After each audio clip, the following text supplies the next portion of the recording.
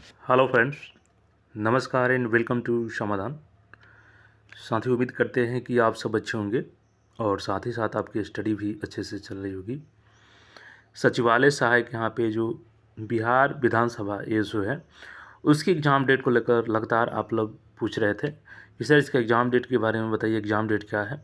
तो फाइनली एक official notice आ चुका है एग्ज़ाम के रिगार्डिंग। सारा अपडेट हम लोग समझेंगे कि आपका एग्ज़ाम में डिले होगा या क्या होगा।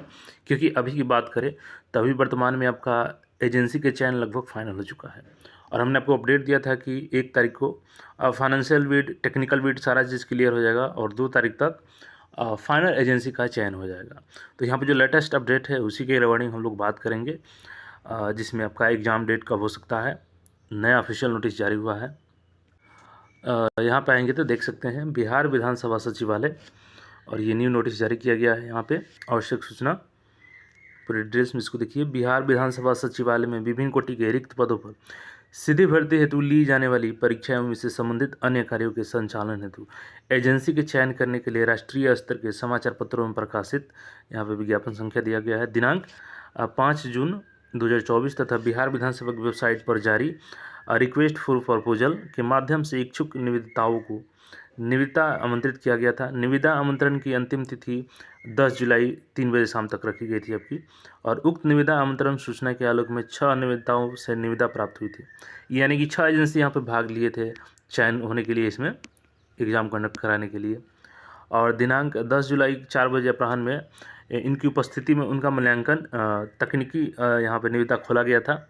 और उसमें देखेंगे तो निविदा मूल्यांकन समिति द्वारा दिनांक 11 जुलाई की बैठक में निर्धारित कार्यक्रम अनुसार निविदाओं से डेमो प्रेजेंटेशन लिया गया। यानी इनसे लिया गया कि इनका टेक्निकल कितना स्ट्रॉन्ग है, कैसे ये लोग एग्ज़ाम कंडक्ट कराएंगे, उसका एक डेमो दिए ये लोग सभी एजेंसी वाले। और इसेंशियल टेक्निकल प्री रिक्विजिट्स तथा तकनीकी डेमो प्रेजेंटेशन के आधार पर निविदा मूल्यांकन समिति द्वारा मूल्यांकन के पश्चात 3 निविदा तकनीकी में सफल हुए हैं। अब देखिए यहाँ पे 3 एजेंसी का फाइनल टेक्निकल बिड में चयन किया गया है। यानी कि इन तीनों का टेक्निकल देख लिया है, टेक्निकल डेमो तीनों यहाँ पे सफल हुए हैं टेक्निकल डेमो में, यानी कि किसी का भी चयन हो सकता है। अब यहाँ पे है कि 2 तारीख को आपका यहाँ पे देख सकते हैं 2 तारीख को 11:30 बजे पूर्वाह्न में कल, यानी कल ही इनका यहाँ पे जो फाइनेंशियल बिडिंग है वो किया जाएगा। यानी कि तीनों में से अब जो फाइनल यहाँ पे बोली लगाएंगे उन्हीं का चयन होगा। ये तो कंफर्म हो गया कि यही तीनों कंपनी में से कोई एक चयन होगी। देखिए तीनों कंपनी का डिटेल यहाँ पे है। जो पहली कंपनी है वी साइनटेक है, ये पुणे की कंपनी है। दूसरी है एपटेक लिमिटेड, ये मुंबई की है। और थर्ड जो कंपनी है ये ICEF इंडिया बेंगलुरु की ये कंपनी है। तो कल ये एजेंसी का चयन हो जाएगा। उसके बाद ये सभी एजेंसी का काम रहेगा अपना पेपर तैयार करना, सेंट्रल अलॉटमेंट के लिए सरकार से हेल्प लेना जहाँ पे एग्ज़ाम होना है, क्योंकि इसका एग्ज़ाम ऑफलाइन होगा OMR सीट पे। और ये सभी तरह के एग्ज़ाम कंडक्ट कराने के लिए बिडिंग किया गया है। अगर यहाँ पे ऑनलाइन एग्ज़ाम लेना है तो ऑनलाइन एग्ज़ाम यही एजेंसी लेगी, ऑफलाइन एग्ज़ाम लेना है तो यही एजेंसी ऑफलाइन एग्ज़ाम भी लेगी। और OMR शीट तैयार करना, आंसर शीट तैयार करना, क्वेश्चन बुकलेट तैयार करना, सारा काम इसी एजेंसी का रहेगा। तो अब यहाँ पे सवाल आता है कि जब एजेंसी का चयन लगभग कल हो ही जाएगा तो एग्ज़ाम कब तक हो सकता है। देखिए अब तक तो एजेंसी पे डिपेंड था कि एजेंसी का चयन हो जाता है तो एग्ज़ाम टाइम से हो जाएगा आपका। लेकिन यहाँ पे पेंच कहाँ पे फंस रहा है, तो थोड़ा सा चलते हैं नोटिफिकेशन में और वहीं पे सारा चीज़ आपका क्लियर हो जाएगा। यहाँ पे मैं थोड़ा सा आपको बैक लाना चाहता हूँ नोटिफिकेशन में। ये नोटिफिकेशन कब जारी किया गया था, तो 29 जनवरी से रजिस्ट्रेशन आपका स्टार्ट हो चुका था। यानी ये भर्ती जो आई थी ये न्यू रिजर्वेशन पॉलिसी की भर्ती है। यानी इसमें 65 + 10% आरक्षण का रूल यहाँ पे लगाया गया है। यानी कि 65% जो न्यू रिजर्वेशन पॉलिसी बढ़ा करके की गई थी OBC SC ST की, और प्लस 10% EWS की, तो इस आधार पे ये भर्ती जारी की गई थी। अब यहाँ पे देखेंगे एक पेज, चूँकि यहाँ भी कोई दिक्कत नहीं है, 65% पे ठीक है। लेकिन दिक्कत कहाँ पे हो रही है, तो यहाँ पे वैकेंसी जब देखेंगे, चूँकि टोटल 50 वैकेंसी के लिए ये नोटिफिकेशन आउट हुआ था। और यहाँ पे देखेंगे तो सभी कैटेगरी में, जैसे EWS में 4 है, SC में 13 है, ST में 2 है, EBC में 20 है और BC में 11 है। टोटल 50 है। यहाँ पे महिलाओं का 35% दिया गया है, ठीक है। लेकिन यहाँ पे ध्यान देंगे आप, जो ऑन रिजर्व हैं यानी कि अदर कैटेगरी के हैं, यहाँ पे 0 सीटें हैं। अब इस कंडीशन में, चूँकि अगर यहाँ पे 0 नहीं होता तो फिर एग्ज़ाम कंडक्ट कराने में कोई दिक्कत नहीं होता।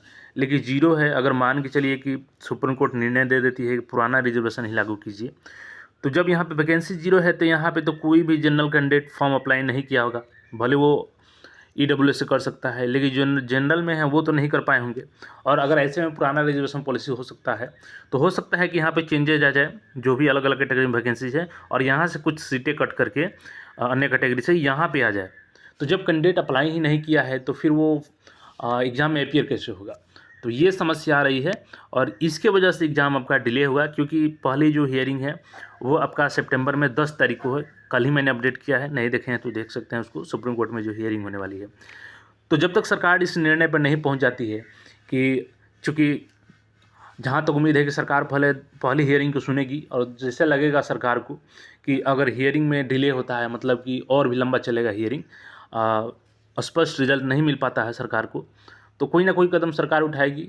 और कदम उठाएगी तो उसको, जो पटना हाई कोर्ट का अभी वर्डिक्ट है कि आप 50% ही आरक्षण रूल यूज़ कीजिए, तो उस कंडीशन में इस वैकेंसी को रिवाइज करेगी। तो फिर से यहाँ पे जनरल के लिए फॉर्म को ओपन करना होगा, और फॉर्म ओपन करना होगा तो जनरल अभ्यर्थी यहाँ पे अगर सीट आती है तो अप्लाई करेंगे, उसके बाद से फिर एग्ज़ाम डेट फिर से जारी किया जाएगा। तो फिलहाल के लिए आप लोग वेट करिए, एग्ज़ाम डेट अभी नहीं होने वाला है आपका, सितंबर में, अक्टूबर में चांस कम है।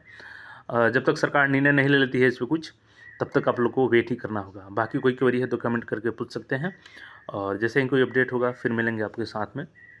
चैनल पर नहीं तो चैनल को सब्सक्राइब करके जुड़ जाए। धन्यवाद।